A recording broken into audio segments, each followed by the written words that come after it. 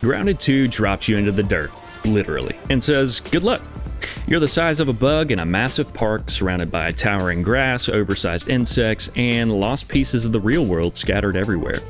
I never played the first Grounded, so I had no idea what to expect beyond survival crafting, but wow, this is cool. Everything's oversized, detailed, and fun to explore. Even just walking around collecting supplies is satisfying. And right away I felt it. That vibe where you know this is going to be something unique. I review every big Game Pass hit in 5 minutes or less. Subscribe if you want honest takes so you know what's actually worth playing. You can play in first or third person, and you can switch anytime in the menu. I stuck with third for the most part, and it felt great. You start with a multi-tool that chops, hammers, digs, everything. Then the game says go. Build, explore, and survive. There is a story, but you're free to ignore it and just start crafting your perfect tiny fortress.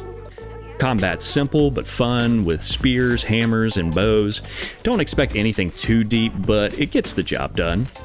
There are like 7 difficulty settings, including an explorer mode, so anybody can find their groove. The world's huge, and it's filled with stuff to break, gather, and use. You're chopping down grass, smashing acorns, collecting water, fighting spiders. It's all here. Every bit of progress feels rewarding. I spent hours just gathering materials and building up my base. Grounded 2 absolutely nails the feeling of being tiny. Everything looks amazing, from the massive weeds and dandelions to the giant melted ice cream cones on the ground. Even on the lowest graphics settings, which I had to use due to input lag, it still looked great. The environments feel alive. You've got shady forests, wide open stone paths, man-made structures like trash cans and juice boxes, all towering over you.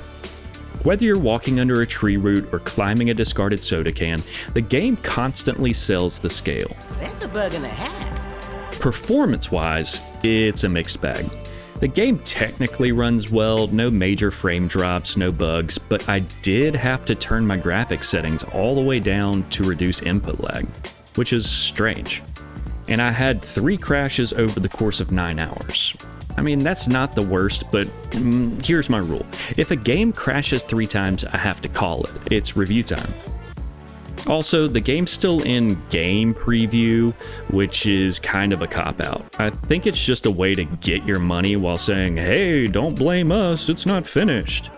You could literally buy a $40 Founders Pack with skins, but the game still crashes. Like, come on, guys.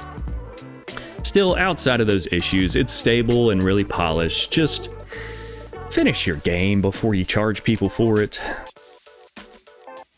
The story's simple, but it works. You wake up in a park, shrunken down again, and no memory of why, of course. You meet a woman from the same shady corporation as last time, and she says they're trying to help now. Do I believe her? Absolutely not. But she gives you leads, and you start uncovering what happened. There's also a storyline involving your robot friend from the first game and some mystery about how you got reshrunk. It's not deep or groundbreaking, but for a survival crafting game, it's totally fine. The real story is the one you make while surviving anyways. Maxwell Smalls. The biggest surprise for me was the tutorial. I was expecting to get dropped in and left to figure it out like most survival games, but the early moments actually walk you through what to do clearly and efficiently. Within minutes, I understood how to craft, build, gather, and survive. It's one of the clearest tutorials I've seen in this genre, and it made the first few hours way more fun. So who is this for? If you're into survival crafting games, Grounded 2 is absolutely worth your time. If you're new to the genre, like me, this is a great entry point. I played Abiotic Factor recently, and honestly, Grounded 2 is better in almost every way. More charm, more polish, better design.